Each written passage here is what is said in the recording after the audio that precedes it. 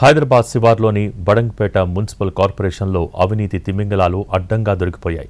నిధుల వరద పారిస్తామని చెప్పిన పాలకులు అందిన కాడికి దోచుకున్నారు. పని చేయకుండానే కోట్లాది రూపాయల బిల్లులు నొక్కేశారు. ఒకటా రెండా ఏకంగా 122 కోట్లకు పైగా నిధులు గోల్మాల్ జరిగినట్టు ప్రాథమిక దర్యాప్తులో తేలింది. ఈ స్కామ్ సెగతో ఏకంగా 10 మంది అధికారులపై వేటు పడింది. బడంగ్పేట మున్సిపల్ కార్పొరేషన్ అవినీతికి కేర్ ఆఫ్ అడ్రస్ గా మారింది.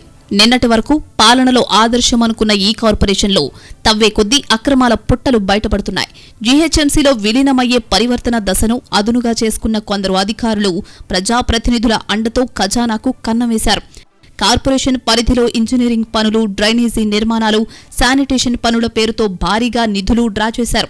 విజిలెన్స్ విచారణలో తేలిన షాకింగ్ నిజమేంటంటే అసలు పనులే జరగలేదు, కానీ బిల్లులు మాత్రం పాస్ అయిపోయాయి. మరికొన్ని చోట్ల సగం పనులు చేసి పూర్తి బిల్లులు వాడుకున్నారు. డిప్యూటీ కమిషనర్ పరిమితికి మించి నామినేషన్ పద్ధతిలో ఇష్టారాజ్యంగా కాంట్రాక్టులు కట్టబెట్టారని విజిలెన్స్ ఎంక్వైరీలో వెల్లడైంది. అంతేకాకుండా అధికారాన్ని అడ్డుగా పెట్టుకుని డిప్యూటీ కమిషనర్లు, అసిస్టెంట్ మున్సిపల్ కమిషనర్లు అడ్డగోలుగా బిల్లులు పెట్టి ఆ సొమ్మును జేబులో వేసుకున్నట్లు ఆరోపణలు వినిపిస్తున్నాయి. ఆఫీస్ అవసరాల్లో భాగంగా కొనుగోలు చేసిన 10 ప్లాస్టిక్ కుర్చీలకు గాను 2 లక్షల బిల్లు, కార్యాలయానికి వేయిస్తున్న న్యూస్ పేపర్ల బిల్లును 8 లక్షలుగా ఖర్చులు చూపించి నిధులు డ్రా చేసినట్లు సమాచారం. దసరా పండుగ సందర్భంగా 16 వాహనాలకు పూజ చేయించినందుకు 1 లక్ష, బతుకమ్మ పండుగ ఏర్పాట్లకు గాను 4 లక్షల రూపాయలు, ప్రజాపాలన వారోత్సవాల ఏర్పాట్లకు 40 లక్షలు ఖర్చు చేసినట్లుగా లెక్కలు చూపించారు. విజిలెన్స్ విచారణలో తవ్వే కొద్దీ అనేక విస్తుగొలిపే విషయాలు వెలుగు చూసినట్లు సమాచారం. విజిలెన్స్ అధికారులు ఇచ్చిన రిపోర్ట్ ఆధారంగా వెంటనే సంబంధిత అధికారులను సస్పెండ్ చేస్తూ ఆదేశాలు జారీ చేశారు జీహెచ్ఎంసీ కమిషనర్ ఆర్వి కర్ణన్.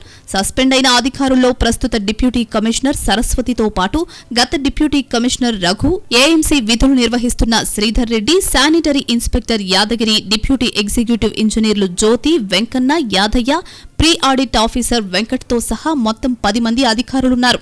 ₹1,00,000 పైగా చేపట్టే పనులకు తప్పనిసరిగా టెండర్లు పిలిచి బిడ్ పద్ధతిలో ఇవ్వాల్సి ఉంటుంది.